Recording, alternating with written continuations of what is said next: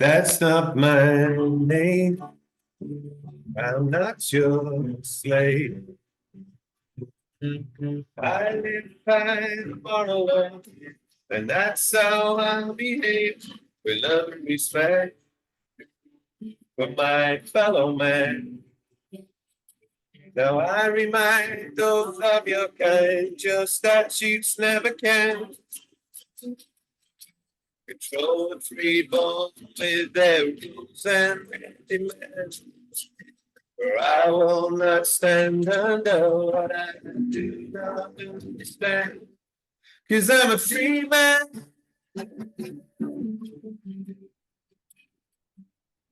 On the land,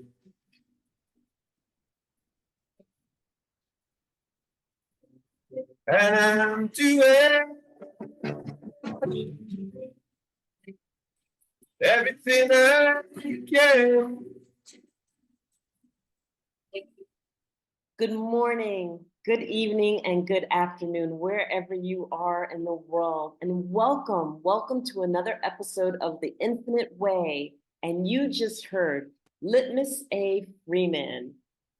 He is a former corporate business manager from the UK that shared his journey from breaking free from the corporate world and delving to the energy industry.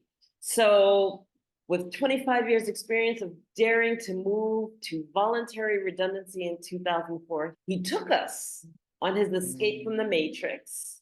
And then he shared with us now his music. We welcome back Litmus A Freeman for part 3, sharing his music, sharing his love with music, and his relationship with music. Welcome, Litmus A Freeman. Thanks, Enolia. It's so nice to be back with you for a third time. I'm so lucky.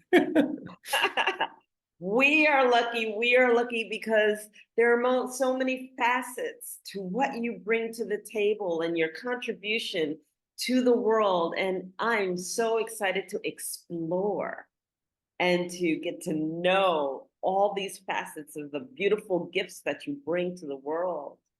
So you Thank opened you. up with a beautiful, beautiful song. Will you share a little bit of the inspiration of this song? Yeah, so that's called Free Man. I mean, that was just the start of it. I wrote that in 2009 Gregorian, where because in 2008 I started Project Free Man, and I was so amazed by what was revealed through that. I just thought I'm going to write a song about this at some point, you know. Yeah, and then so after about a year, when I really got it clear in my mind how all this stuff works, you know, um, I had a mate over and we were trying different tunings, and I was actually in a tuning called Dadgad for any musicians who play guitar and they know what Dadgad is, but it's basically DADGAD, you know. And I was playing around, and then I just got this free man thing, you know, and yeah, I mean, I don't actually do it in that tuning now because it's too much messing around live to retune the whole guitar, you know, for one song. So I just do it in normal tuning now, but it inspired the song. And yeah, it's just really a summary in a song of how the free man stuff works, you know. Uh-huh. So it's about common law and statutes versus common law, and how your parents register your birth without you knowing about it, you know, and finding out later. And there's some stuff about money in there, you know, and but it's really just saying I realize now I was born with rights. You know, I'm a free man. I was born as a free man. And even though my parents registered me into the matrix, I'm now aware of that, and I can choose to step out where I can, you know, and not to give that energy to the dark side of the matrix, you know. Yeah. So yeah, it's really just saying, um, I'm a free man, and I'm doing everything I can to stay a free man, you know. And And not it's I'm not a slave to the matrix. So I love that.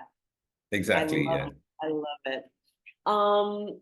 When sitting here looking at this, I am in Africa, Angola, Africa, and Mhm. everybody has a song. And when I say that everybody has a song, I really mean that You could be walking down the street and people will be singing in full voice, and they don't have a plug in their ear. They're not listening to music.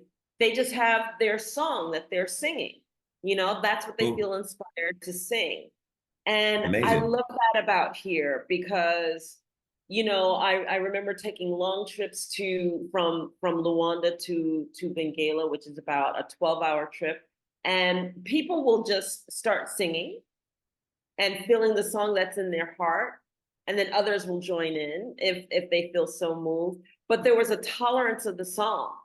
There wasn't a muting of the song where people were like, can you please stop? I'm trying to rest. Or no one would ever, ever stop anyone from sharing their song of their heart. And we all have a song. We all come through, whether you exercise that song or not. We all do. We all find that there's a section of music that moves us, and it starts from an early age of when music is introduced to us. So my question to you would be, when did you finally start singing your song, and when did you start sharing your song? When you recognized it to be? So that song or just singing Yes, generally, you know? in Yeah. general. Good. That's a great question. You have some great questions, you know, I gotta say. That's a great question. I was very um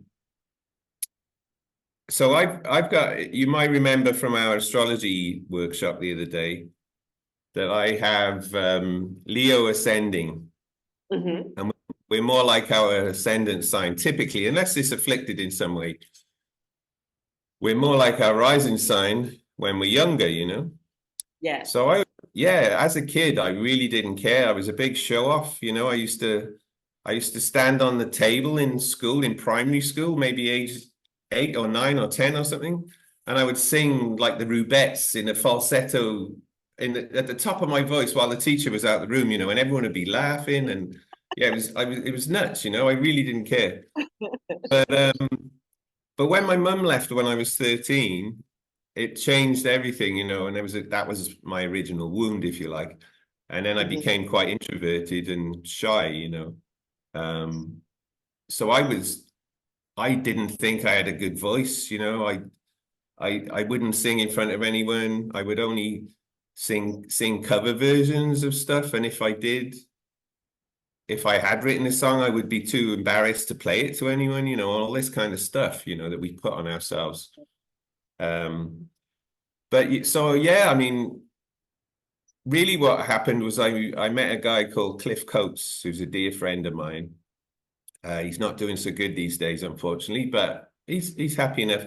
And I did speak to him recently, but when I met him, he had like 10 songs, and they were all very similar chords and similar kind of thing. But he didn't care, you know, and he just got up and he'd play these 10 songs and he'd sing at the top of his voice, and he really wasn't shy. And I thought, oh, this song's a bit like the last one, and that's like the one before. But you know, it doesn't matter because he's doing it, you know. And he really Hmm. inspired me, you know. And we were both huge Beatles fans, and we started writing songs together. And yeah, he just showed me that just if you've written something, just share it, you know. And some people will love it, and other people won't, and it's all cool, you know. You don't have to prejudge it, like, you know, and you don't have to Right. be that decides whether someone wants to listen to it or not. That's up to them, you know. So yeah, and then I mean, we just became prolific songwriters, and now I've written over 200 finished songs, and I've got another Oh, wow. 200 in the pipeline, you know, and poems and all sorts. So Cliff did really open Pandora's box, or whatever you want to call it. Well, he may have opened Pandora's box, but the gift was always within you because if you have 220 songs, one of the things that I've always learned is that the music is one aspect, but the words is another. The words are a gift. The words indicate poet, connection to the higher self, connection to spirit, because your words are meaningful. And when the Well, words are yeah. meaningful, they're coming from a deep, deep place within you. And, we've reached into that deep place. And I remember the first time that I ever wrote a song, because I've written songs that I actually, dare to add some music to it and then say, okay, world, here it is. I only have a couple of things out, but I actually have. And I know that the place that it came from was so sacred. It was like, okay, please, to the world, don't criticize my words, because they're coming from such a deep place and such a heartfelt place. When did you find that place within you, and what were the first few songs that came out, knowing that it came from such a deep place? Yeah, I think probably that's a good question. Because it's you really make me think.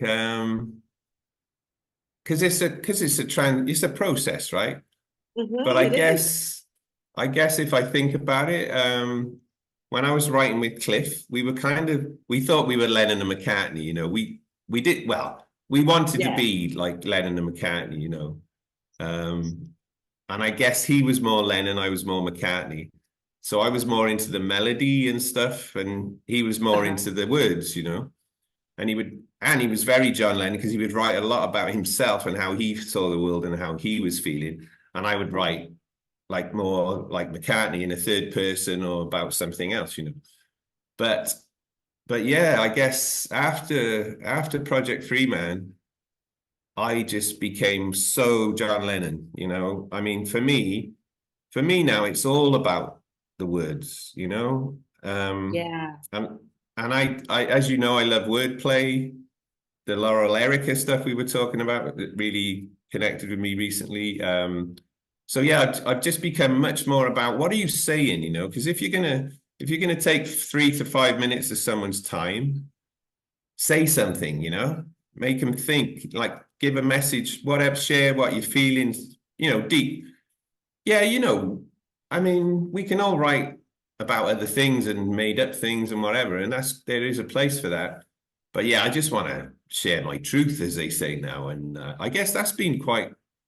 Even though I've always played, I mean, I played piano as a kid, just self-taught by watching what my dad did, when he played.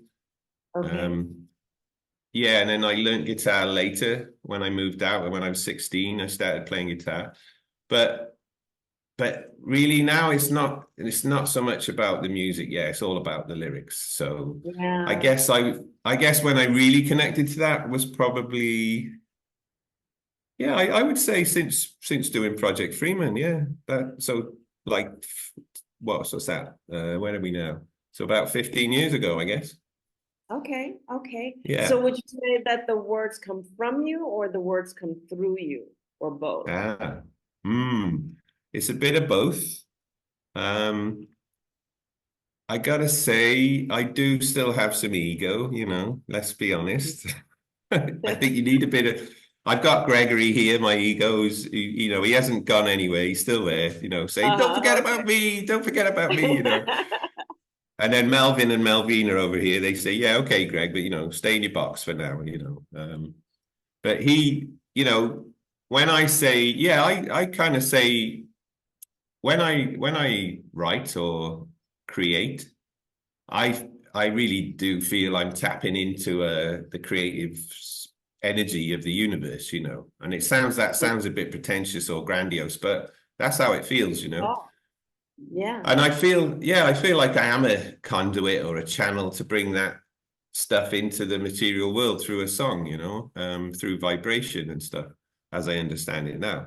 Um, so, but then my ego says, yeah, but that's all cool. You're the universe. Yeah, yeah, but you did that. You did that, Litmus. So, Yeah. take some credit. And I'm kind of a bit, well, yeah, I did it, but me and Cliff used to say it's like words and phrases waiting there to be plucked out of the air. It's Um, really important to talk about this process, because a lot of people don't understand, like, as a writer, and when I was writing my books, and I finally got into that rhythm of writing and writing every single day, and I go to my favorite coffee shop, I'd order my latte. I order like my little scone that I was going to eat, and then I'd start writing. And then there would be moments when, after about 4 or 5 days of writing steady, no problem. Then I'd take a couple of days off, and then I go back to it again. I'd go back and I'd read what I wrote, and I was like, "Holy crap! Did that come from me? Right. Did, Yeah. did I write that? You know?" Yeah. And that means that I went to that place. Yeah. And there's this place that you go when you are so tuned in and so aligned. And yes, we have ego because we'll doctor it up maybe a little bit after we read it and Sure. whatnot. Yeah. But it came through me and from me from some greater place. Right. And Yeah. to not acknowledge that from some of the greatest writers. You talked about Paul McCartney, you talked about John Lennon, we can mention Bob Dylan, we can mention, there are a plethora of great writers where like the words are so profound, right? And Bob Mm. Dylan proved this. You didn't care what his voice sounded like because you were just so No, into the words that it exactly. meant everything. And your words echo that Yeah. place. So I want to Thanks. Yeah. pause and take acknowledgement of this because, any of us can call ourselves musical writers, and people get in the studio and they're like, okay, Jam, let's repeat this and let's just echo the same sentence over and over again. And it has no meaning. Those Right. are not Yeah. writers. I No. think of my friend Bukika Blakemore when she taps in and she comes up with these profound words. I know by listening to the words that she tapped into that higher place and that higher Who space. who is that? Sorry, you said? My friend Bukika Blakemore, she Okay. sings, but she's a singer, and I've known her. She's been a dear friend for the past 4 years. And if you ever took my Empower, Achieve, Succeed through Self Mastery course, she afforded me the opportunity to have some of her songs at the end of the course so that you go through this Okay. cycle of thought and then you hear the Mhm. song that just brings it all home and echoes with that cycle of thought that you just went through for Nice. the Nice. reflection. Yes. Yeah, well, that's it. As you say, it's a two-way thing, right? It's a conversation with God, we could call it, right? Right. It's like, yeah, you're tapping into that source, but you have to have the ability within you to tap into the source. So, yeah, it's a two-way thing. And I kind of think sometimes, as you say, if you write for a few days and then you read it back, you're then reading it like an editor, right? Would read it. And I Yes. think it's more like we're editors, it's like there's all of this creative source out there, but we're kind of editing it into and organizing it into a format that people can relate to, right? Hopefully, Yeah. So I think that's the bit that we do, the skill, if you like, to to rhyme things and make them sound good and put a bit of humor in and some wordplay and whatever, but get a message across. So yeah, I just really these days I just want to play my songs with a message, So music with a message, as I call it. Yeah, Yes. and I love everything you said there, and but I also, do you know one of the best things you said right there What was in that? that you said scone. You said you have a coffee and a scone. Right now, I love that, Anolia, because I'm definitely a scone man. I'm not a scone person.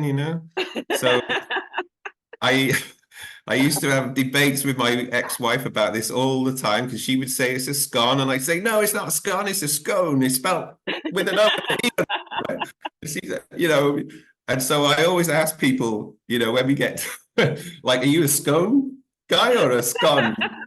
It's like, so I'm really pleased to hear that naturally, without me saying anything, you put yourself in the scone camp. I Nice, am. I'm in the scone camp. excellent, right? But So let's yes, yeah, everything you said, yeah, tapping into the source, and I have um, I have 3 planets in Virgo, uh-huh. including my Mars conjunct Pluto in Virgo, so it gives me a lot of drive to organize things, and I'm an organizer, Yeah. as well. Yeah, yeah.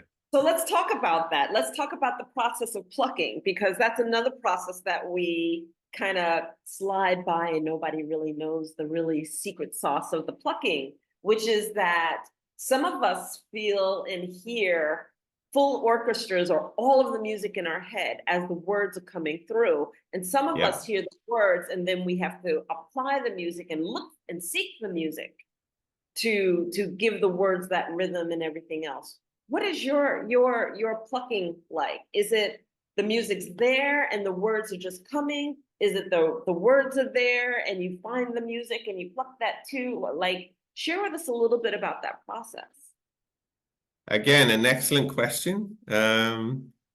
So there's kind of three camps for me. Sometimes and what I find is if I haven't played for a while, Mm-hmm.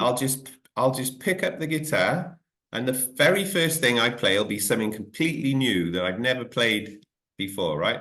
And I think, Okay. oh, that's cool, and I'll record it, and I think that's worth recording, and I've got thousands of these things, little clips of music on my phone and on my little recorder and stuff, and I keep them all. And the best ones, even if you forget them, the best ones come back. So I'll often have some little tunes or ideas for melodies or riffs or whatever. And then often forgetting the music, I'll be just writing a poem. I'm Mm-hmm. just writing words and I haven't got any tune at all. And then it's about, and you know what Melvin will say to me then? He'll say, that these lyrics they'd fit really good with that tune. Do you remember that little tune we did? Like whenever it was, and I go, oh Uh-huh. yeah, good idea, man. And and I go, oh yeah, it really works. And then I put the two together, and that's really satisfying because I love tidying up, and I don't like having unused things lying around. I like to put it all together. Uh-huh. But sometimes it is just a piece of music, or sometimes it's just a poem. So that's cool as well. But then so yeah, sometimes music, sometimes lyrics, but then the third one is the best of all when it all comes together. Yeah. Yeah, so for example, one of my songs, Badger, that just all came complete, the lyrics, the word, the music all together. And then I started, as you say, I started hearing the orchestra and how it would be arranged and the whole thing. And this is what can be frustrating for a musician who doesn't have the outlet to record properly. Mm. All these years, right from when you made up this song, even if it was 20 years ago, if you've never recorded it, you've still got all this music in your head that you heard when you wrote it. Right. So, and really recording is a bit like therapy, because if you have a feeling or an emotion, say you're feeling anxious, Uh-huh. if you say to your partner or your friend or your housemate, whatever, hey, I'm really feeling anxious, and they go, oh, why is that? And you talk, as soon as you talk about it and let it out into the world, you feel better. You just feel better because you're not keeping it bottled up. And sometimes it's you get kind of full of all these songs with all these arrangements and orchestras and whatever in your mind, in your head. Uh-huh. So it's really nice then to get some therapy with your producer and go and record it properly and get it all out. And then you can kind of Yeah. forget about it and make some space for some more. So that's what I find. But yeah, I love it when it all comes together. It's beautiful. So let's One talk set. about, Yeah. yeah, let's talk about the music of today, which I want to share, and you can shed some light on this because I'm going to tag you to explain it a little bit more. But how the music today really doesn't have any substance, and that what they've done is they've taken out the what's the word I want to use for the harmonics that that really move and really penetrate within us. And Mm-hmm. you know what I'm talking about when I'm listening to 528 hertz, I'm listening to, 432 hertz, et cetera, et cetera. Do you want to share a little bit about that and then share where your music goes with that? Yeah, another fantastic question. You're really on a roll today, Nolia. Um, Yes. So it's funny you say this because just last night I was at a jam in a local cafe. Uh-huh. Uh, and at the start, there was just three of us. A guy on our friend Dillon, a French guy. He was playing like cajon or djembe, and then Jimmy was playing guitar or bass, and I was playing guitar or bass. So I said, "Oh, let's tune to 432, right? Because that's the Right. solfeggio, right? And it adds up Solfeggio to scale. yeah, Exactly. 4-3, yeah, 4-3-2 adds up to 9. You know straight away that's a cool frequency, right? Right. So I tuned everything to 4-3-2. I didn't know he had a little keyboard thing with a almost like a Peter Frampton kind of nozzle on it, like that he plays. And of Okay. course, that's in 440. Um, and then later we had some sax players who were fantastic, but they're tuned to 440. Since 1930 or whatever it is, when the Rockefellers bribed the Music Council, to make the Yes. standard 440, we've had this more agitated sort of frequency rather than the 432, which it used to be. Right. And that's it right there. Yeah. So of course it was all sounding nice in 432. And then Jimmy picks up his keyboard thing and it's of course this in 440. So I was like, and then he said, well, let's retune it all. So then we retuned it all to 440. And it's okay, but it's not as good. And I've recorded a lot in 440 because maybe I got other instruments on there and they're in 440. Mhm. But I really, especially acoustic stuff, now I want to do in 432. So just before we started today, why I was tuning was because I was tuning back to 432 from 440 when it was left last night. So Yay. so that snippet of Freeman you got was in 432 hertz, which is cool. And it does make a difference. It does Yeah, make a it difference. makes a huge difference. Why don't you share with our audience why it makes a difference? Because I know you're knowledgeable on this. I could go on, but I want to hear from you. Yes, and then we must come back to what you were saying about modern music, because you were Yeah. absolutely right. Yeah, so these kind of solfeggio frequencies, they're in harmony, or I'm trying not to use harmony now because Yeah, it's got what resonance, harmony, frequency resonance. resonance. I also looked up the thesaurus like a chord. A chord is harmony, right? And a chord Mhm. is a chord, right? So Right. I think that's a good one. But those frequencies are in accord with the vibrations of the universe. So they're in resonance with the Schumann frequency, 7.83 hertz, which is the resonant frequency of the planet. And if you add 783, you get 9 as well. So there's another clue. I'm just checking that. 7 and 8 is 15. Yeah, 18. 8 and 1 is 9, right? Just 9. checking. Mhm. Right. You were there. Yeah. So and 432 reduces to 9. So the 369, Tesla said, if you want to understand the universe, just look for the 369. Whereas 440 is not in resonance with those natural frequencies.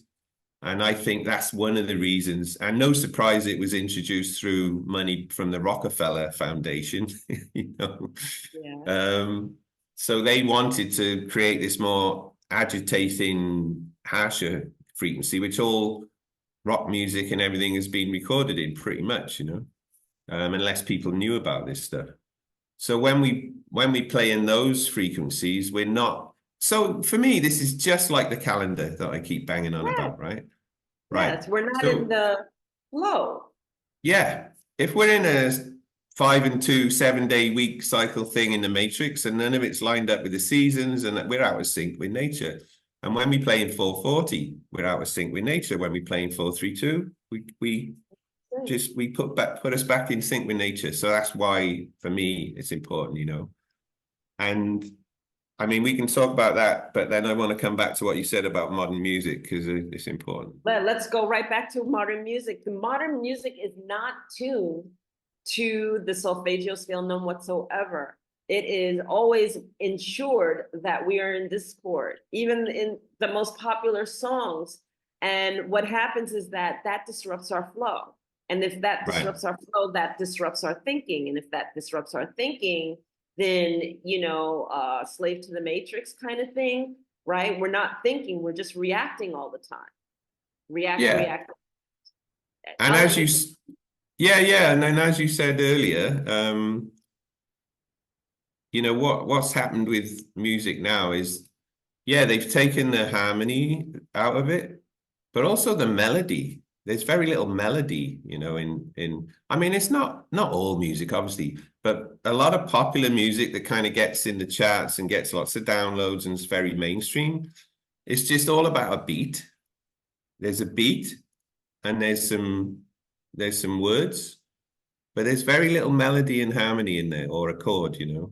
So, and I think that's really sad because for me, that's what music is. Music is Yeah. about a chord, a harmony. One of the reasons I love the Beatles because you put John, Paul, and George's voices together in three-part harmony. Man, it's like wow. Yes. And that's what made them different to other bands. The fact that they Yeah. could do these great harmonies live. Um, so yeah, it's all about that. And I think it's interesting we're both into the trivium and quadrivium because you may have come across some guys online who've really been trying to bring the trivium quadrivium back. They've Yes. got a They are. website and the main guy from there, I forget his name now, but he did an interview with a music like professor Uh-huh. in America somewhere, and they were talking about this. They almost the destruction of music, like where you just reduced it to this like just a beat and some lyrics and then maybe a bass line and that's it, and it's really empty. And there's just no kind of joy in it. And exactly Because that. because I think Mozart said, I mean, don't quote me on this, but it might have been Mozart who said something like the music is the space between the notes. Mm, it may have been Mozart. Yes. So, I mean, I'm sure someone will correct us on that if it's not Mozart, Uh-huh. but if you don't have the notes in there, you you haven't got any space between the notes. You've just got a load of space. Um, Right. but the space between the notes, the note you've just heard and the note to come, is where you hear the music. Hmm.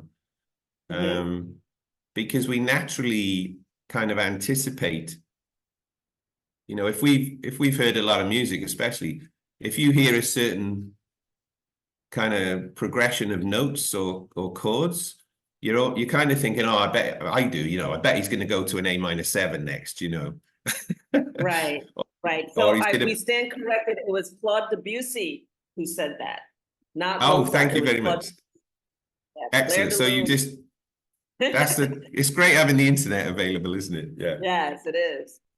Well, I'm so Claude Debussy. I'm very sorry I gave away your quote to Mozart, but I'm glad you corrected me. So as Claude Debussy said, as everyone knows, Claude Debussy said that the music is the space between the notes. Yeah. So yeah, we need the notes in there to hear the music. That's what I'm saying. Yeah. Yes. And I want to talk about being able to identify the types of bands that are into understanding the frequency by which the music should be played. And this is why you loved who? Who did you love so much? The Beatles. Yeah. You know, Beatles. the Beatles. I mean, okay. I The mean, Beatles. I mean, it's kind of who didn't love the Beatles, but or who Yeah, doesn't love the Beatles, but this is why that their music went to another octave hmm for everyone because they were playing in harmony. They were playing within the solfeggio frequency. And what were some of the signs that really drew you to the Beatles and then confirmed it for you? Yeah, I mean the harmony, um, and the energy. I, Okay. because with the Beatles, that was their second album actually with the Beatles. Little pun there, sorry. So please me with the Beatles. Yeah, so when I was about 10. my brother, borrowed the first Beatles album, Please Please Me, from 1963 off a friend of my father's, right? And it was a conscious decision because so I'm 10, so it's around 1973, yeah. And the Beatles have already split up. You know, that's the incredible thing with those guys. They did all that music in about 7 years, really. You know, it's incredible. Right. You can't believe it. But so we literally, me, my brother, my sister, we all sat down, we listened to Please Please Me. So the very first thing we heard was a 1, 2, 3, 4, down, down, down, down. You know, I Yeah. saw her standing there, right? The first track on Please Please Me. I mean, what a great way to start an album with 1, 2, 3, 4. Come on, let's go. You know, it's like right away you're hooked, right? Or who are these guys? You know. So yeah, we didn't listen. We didn't listen to all the later stuff that they'd done before they split up. We went right back to square one and we listened to the first album, you know. And then for a few months we just listened to Please Please Me till we knew it inside out. You know, we knew all the lyrics and you know all that stuff. And then we listened to the singles that came out at that time. You know, then we went on to with the Beatles, the second album. You know, we just listened to that for a few months and. Right. And the good thing, you know, my brother did, he literally then went and bought all the albums in the order they came out in. So we kind of did a retrospective. We listened to the Beatles as they would have been heard as they came out, you know, pretty much. And it was a great journey. And of course, rather than in 7 years, then we probably did it in a year or two, you know. Right. But it was, I mean, I fell in love because they went from this little poppy rock and roll kind of beat band, you know, into this amazing, like progressive, psychedelic, you know, they had some reggae in there and they had rock and they had ballads and they had piano songs and they had guitar songs and they had horns and they just, you know, they didn't stop just churning out boy girl pop songs. They Right. really went, you know, they took drugs and they discovered enlightenment and you know George Harrison got into Indian mysticism and all of that That's stuff right. and yeah you know and so I they really remember some introduced amazing solos from George Harrison. yeah right and he had his own style, you know, you can tell as soon as you hear a George Harrison solo you know who it is, you know. Yeah, so they just had everything and the other thing was they all sang, you know, it's not like they had one singer and a band. It was like, well, John does a song, Paul does a song, George has a song, Ringo even has a song, you know. Mhm. And I just love that, you know. There's not like it's not like there's one leader and there's this hierarchy, you know. They're a band, you know, they're a proper band, like, and they recorded pretty much live. You know, if you watch the Get Back documentary, you can see they're all in the studio together and they just keep playing the song over and over and until they all get it, you know. And they record the basic track live and then they may do some overdubs and things. But the basic, you know, the drums, the basic guitars, a lot of the vocals are live, you know. So that's another great thing. And I don't think many bands do that these days, you know. It tends to be overdubs and stuff, you know. Overdubs and recorded and then electronically fixed because a lot of people, when you hear them live, they can't sing. They can't even hold Right. it. And yet they Right. deem themselves, you know, out there, you know, singing their song and everything. And then you hear them live and you're going, oh, no, no, no, no, no, no, no. You got it, Exactly, right. you Exactly. know? And of course, So, this is where the industry comes in. Because yes. I always say, as soon as you put the word business or industry onto something creative, you kind of suck all the soul out of it, you know? Yeah. So the music business, the music industry, it's more about does this performer look good on a video, you know? And Mm-hmm. if they look good and we can sell it to the kids, you know, well, we can touch up the voice with auto tune or something and no one will notice, you know. Exactly. Right. Yeah. And there's even live auto tune as well, you know. Yeah. So yeah, I mean, I think there's all these great singers out there. You know, we had great singers last night in our little local cafe, and they can Uh-huh. sing better than some of the people you hear on radio and stuff, Um, right? And on exactly. download, you know. Yeah, you're right. Yeah.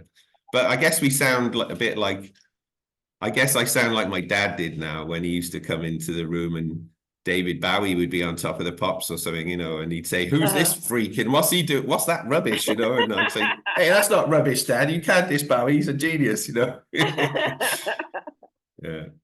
That's I think, but amazing. yeah, I do think music has degraded a lot in terms of the business, like the popular music. There's still a lot of great music out there, but you just have to go out and find it. It is there. It's just not in the mainstream. Yeah. So play something for us. Motivate us, Okay. inspire us. Okay. Well, so I hope the guitar's coming through okay.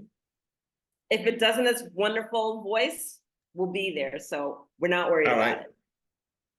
Yeah, and everything I'm going to play is on Spotify anyway. So if you'd like it, you can go and listen to the proper recording. You Yes. don't hear the guitar. So let me play a little song called The Waking Hours, Okay. because this song means a lot to me because I wrote it in 1995 Gregorian when I was still in work, still in marketing, and I'd been out to the pub at lunchtime with my old songwriting buddy Cliff Coates that I mentioned earlier. And it was a lovely sunny day, and I got back to my little office, and I just I just want to stay in the pub with Cliff and write songs. I don't want to Uh-huh. go back to the office and do marketing reports. It's like, who wants to do that on a sunny day, right? Any of But it's like, what am I doing with my life? Oh my God. us? So I went straight, because what I used to do if I was a bit late back from lunch, I'd go straight into the toilet and stay in there for a while, and then just come out of the toilet and say, oh, and then people might think I'd been in the toilet, and they're like, where is he? Well, he's in the toilet. He's in the bathroom. The bathroom, as you say in America. But you're in Africa, so that's okay. It's Right. So okay. it's okay. So I went into the loo, and I just came up with all these words, and I actually put them to an Oasis song. Oh, so this is another technique. If you don't have a tune, you can put your words to someone else's tune, just so you don't forget them, right? Right. If you don't have pen and paper or a recorder or any, because we never had phones with recorders on then. So Uh-huh. I just thought I got to remember these words, because I'm in the toilet. I got no pen or nothing. So I just put it to an Oasis song, and then later I just changed the tune. Okay. And it's really about how I used to feel then, and wanting to get out of the matrix. And it took me a few years after that, but for me, this song really sums up that feeling, that you're not happy and you want to get out and do something else and be yourself. Right. So it's called The Waking Hours.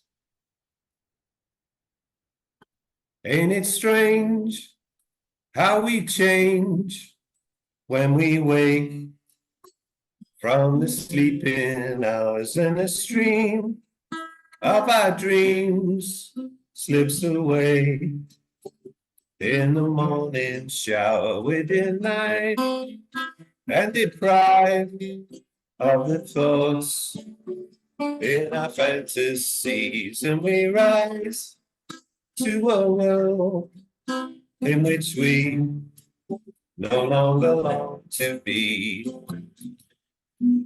You can see us walk into work every day in the sunshine, wishing the days away.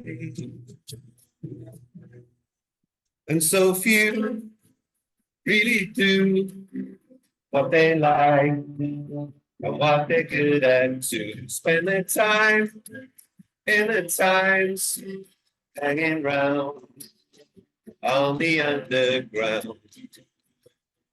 We spend years learning to be what we're not, but never sure how to fit the profile that they're looking for.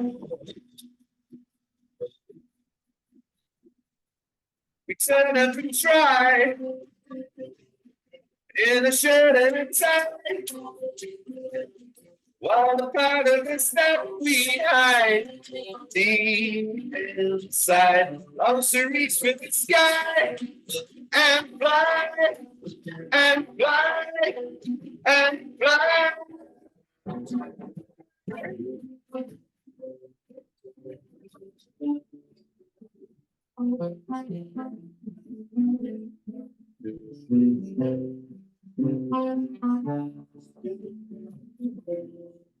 Living out what's in your head is the best way to get you out of bed, to be you, just to do what you like and what you're good at too.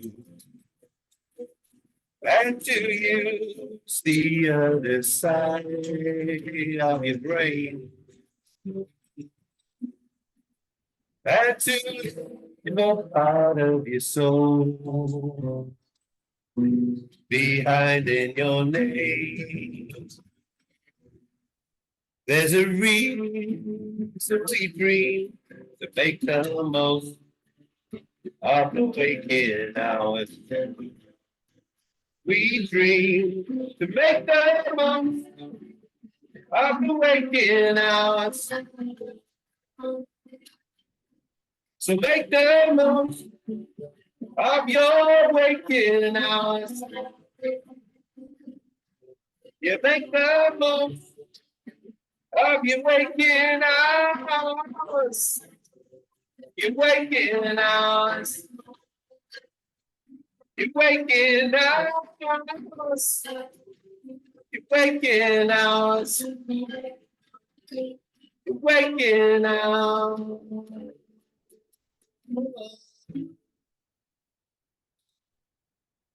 How beautiful and how befitting. Wow. Thank you. Thank you so much. That was beautiful. Well, my pleasure. Thank you. Yeah, that means a lot, that song, because it kind of set me on the path, you know? Yeah, yeah. And I think that you just talked to everybody's heart, because all of us who are working, all of us who are stuck, wanting to be able to shift that life and wanting to be able to make the most of the waking hours.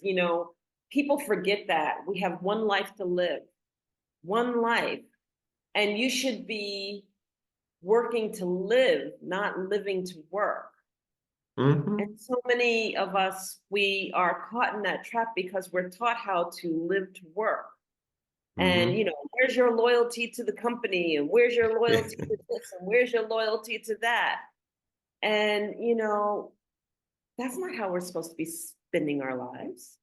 I always say, because... Oh, go ahead.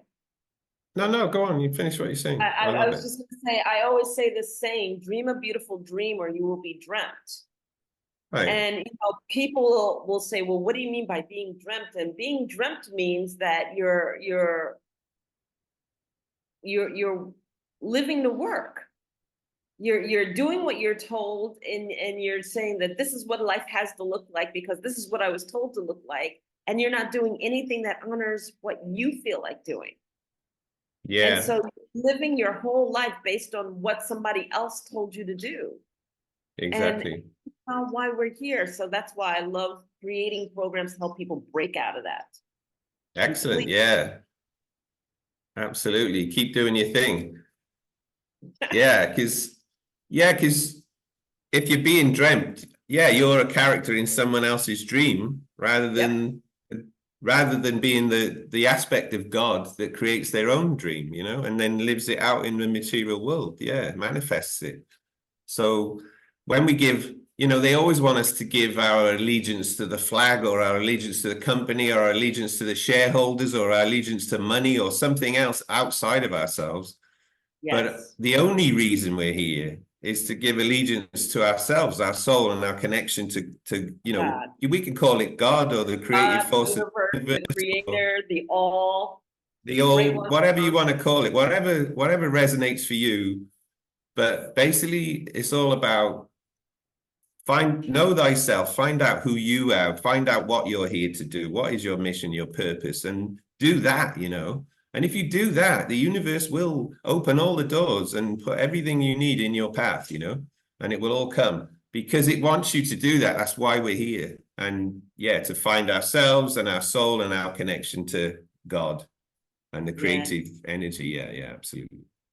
I can't believe that we're coming up on an hour. You know, Litmus A No Freeman, I've way.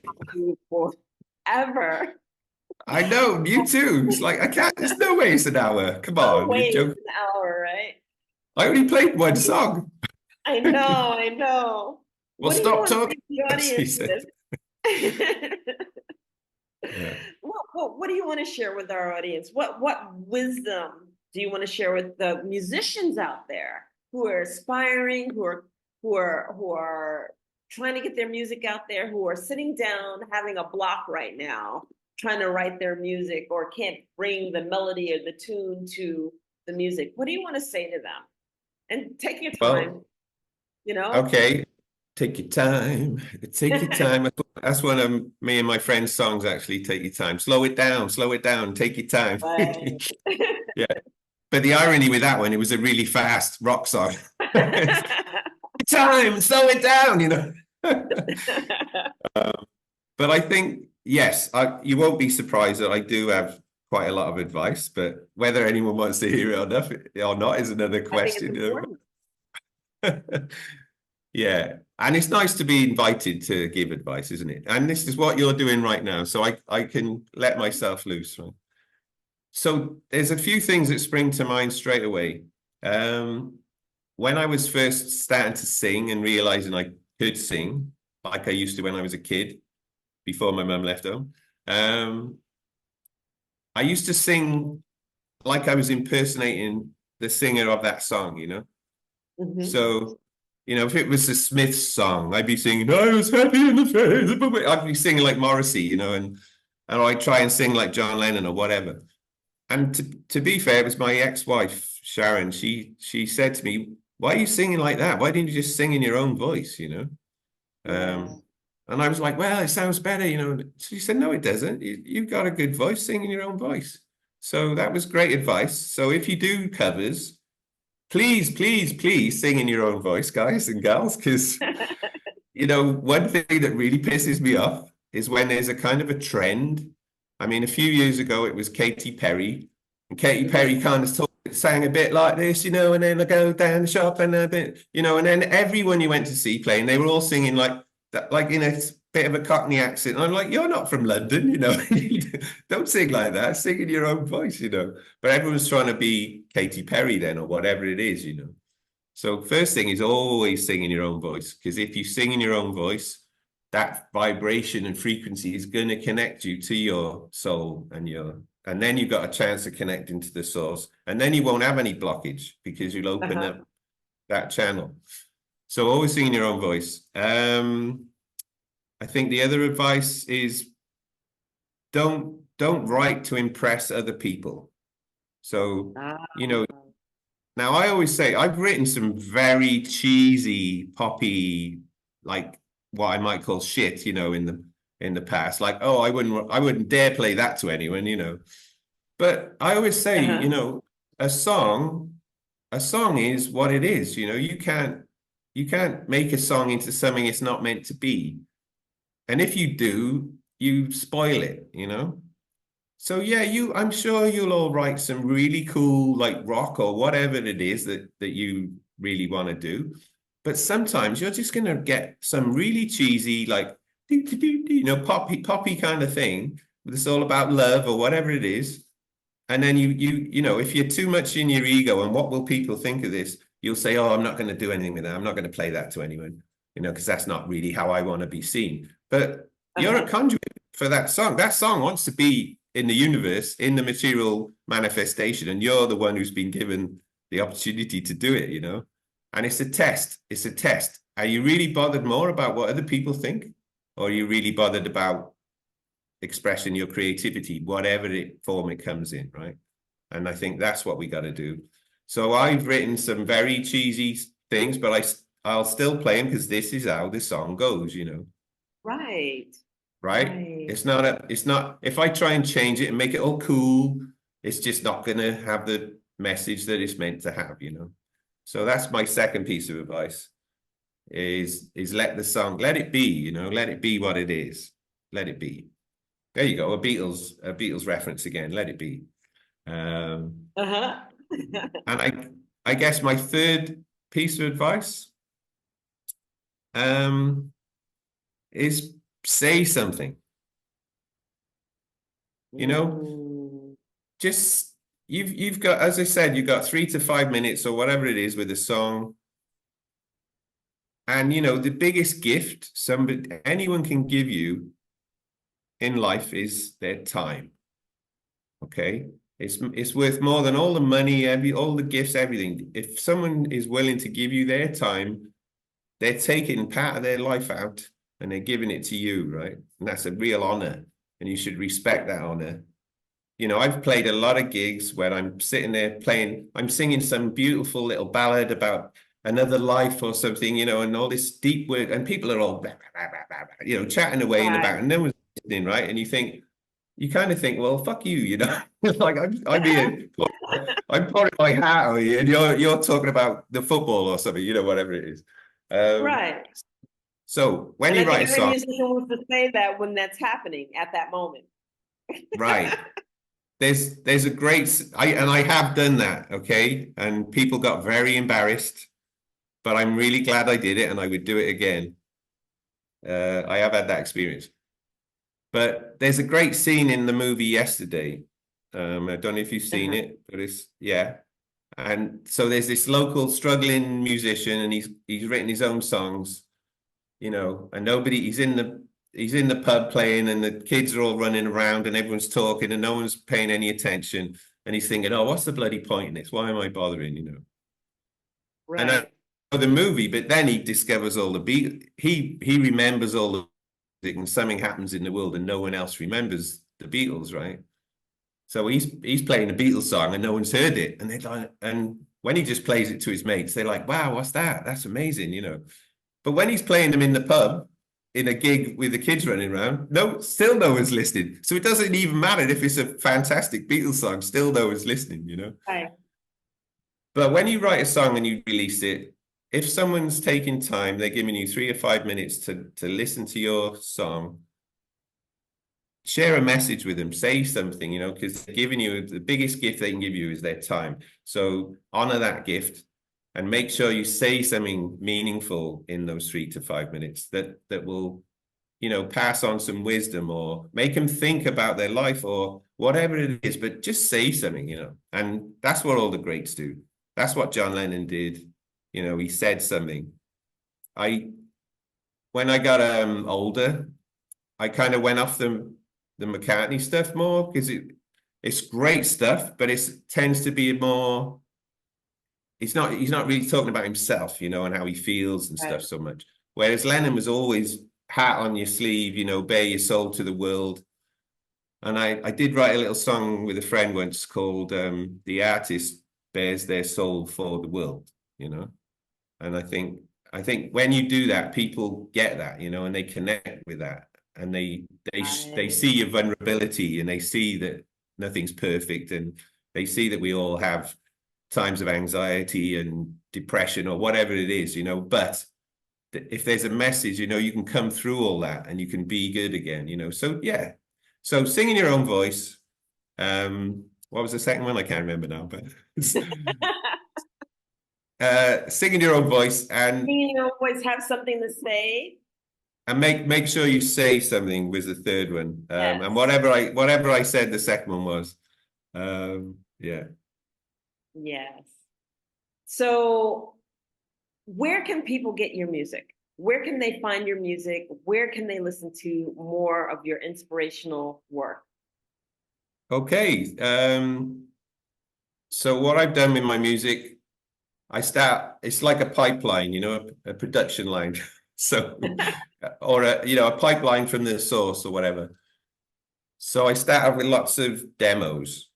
So if you and what I like to do, I like to share my work in progress. So I'll typically I call them camper van demos because I lived in a van for 10 years and all I had was a little handheld recorder and I would just sit in the van with my guitar and do a demo and that's it. No effects, nothing, all live and just very raw, you know.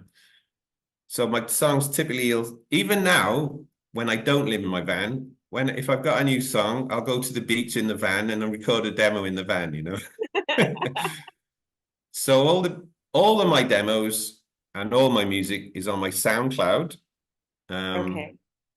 And if you go, you can either go to SoundCloud and type in Litmus A Freeman or Project Freeman, and you'll get it. But if you go to my website, so this one is freemanmusic.org, O-R-G.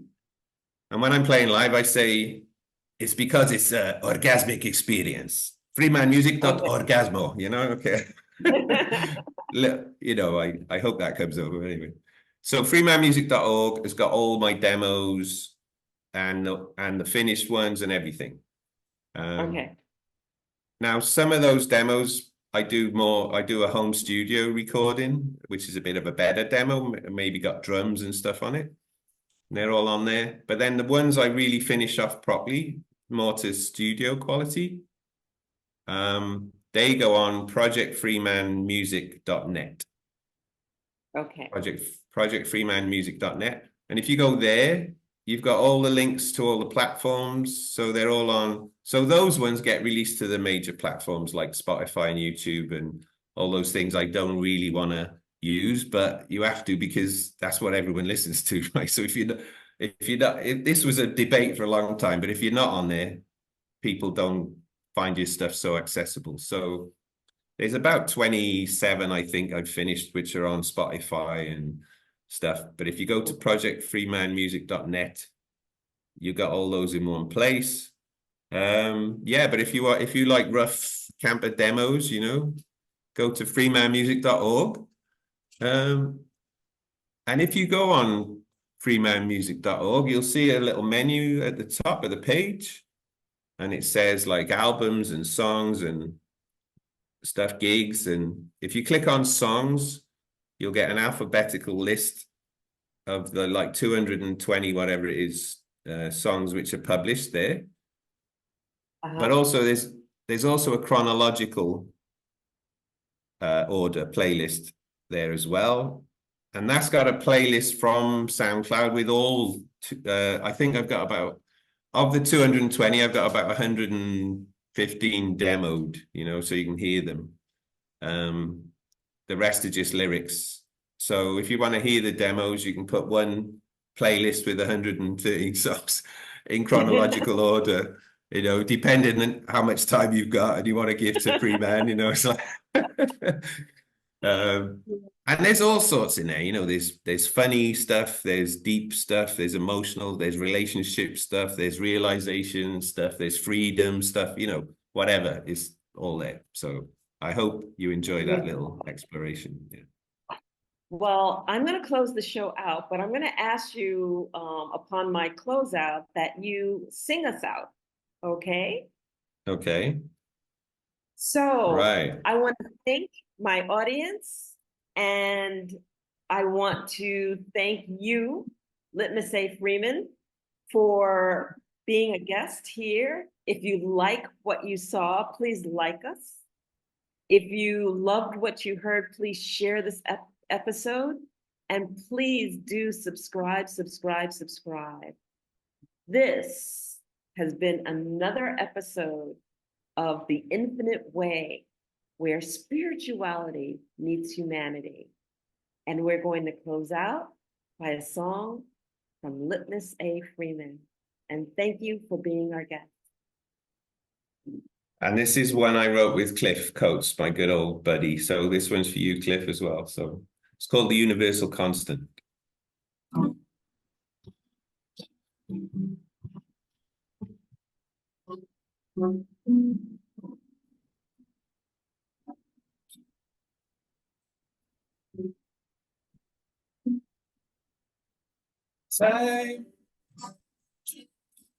Time is an endless rain, and we drifted along. And now is the only place where we can banish doubt. Life, life is for living. Through life, we will find out that love is the only thing that we can live without.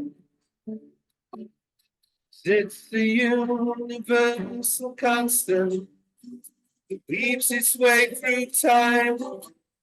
Like time is bounds are endless, making human hearts entwine.